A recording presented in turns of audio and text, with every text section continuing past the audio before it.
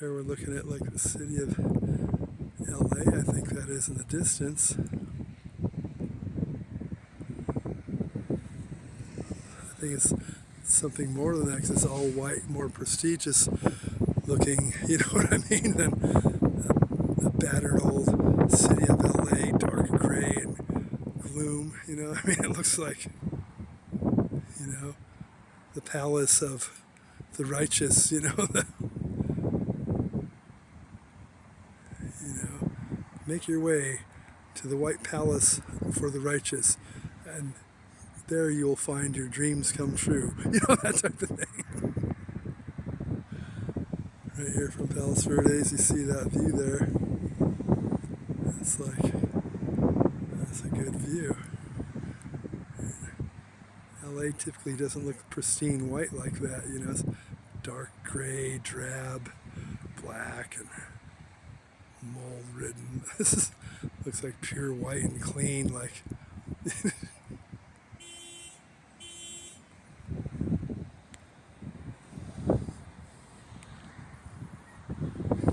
this little boat there.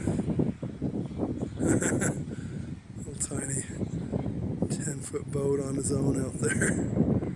Probably has a little 20 horsepower engine, or less even. Be a cool little boat to be out in. A little small, but it gets a little too choppy. It probably feels dangerous, but for this weather, it's not bad. You look out this way.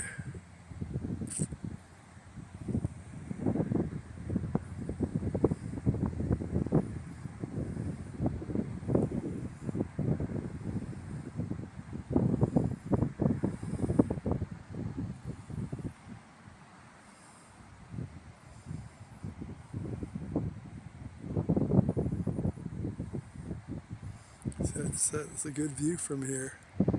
The mornings when the sun's just coming up, this all glows in a really cool way.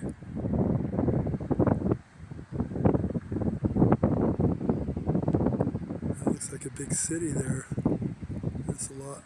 Those are huge buildings to be able to see them like that from here.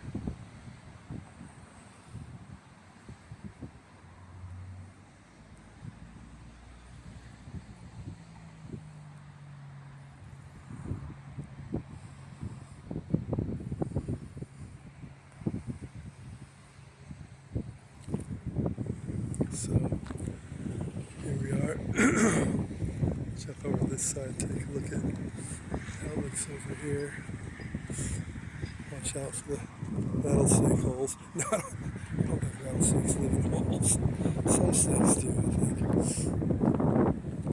I was in Egypt. I bought clothes were getting all messy in the hotel, so I bought a hamper at the local, these local street vendors. I bought a hamper. He had different ones with different, designs he wove into the, baskets and stuff. I brought it home. I was sitting there flipping, trying to find something in English on TV, flipping around. The hamper was there. I still didn't put all the clothes away in it. That's why I bought it. All of a sudden, a cobra pops out of the top of it. I said, "What the heck?" It's like shit is going back. Like, you got to be kidding me. I took a pillow.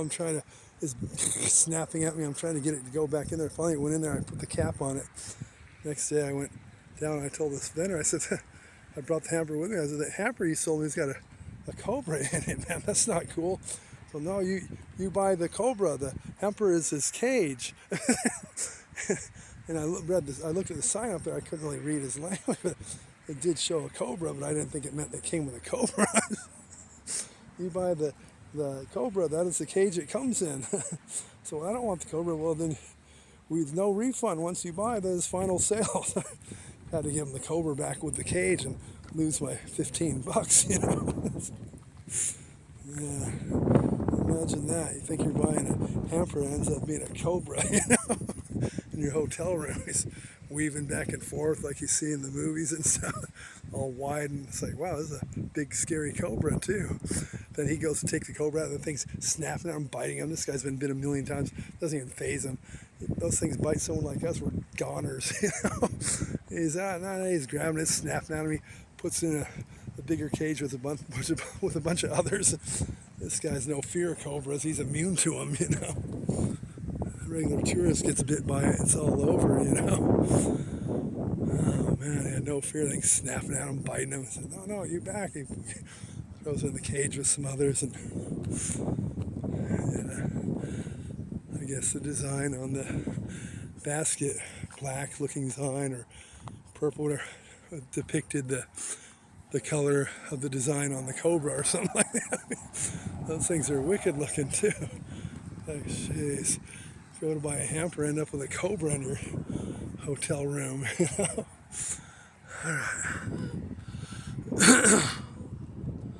No, you did not buy a hamper. You bought the cobra. That is what the cobra comes in. That is his his cage. You know. Well, I didn't know that. And no, all sales final. All right, here's your cobra with the cage. I guess I lost $15. You know. You'll sell it to someone else. Sure, I'm not the first one.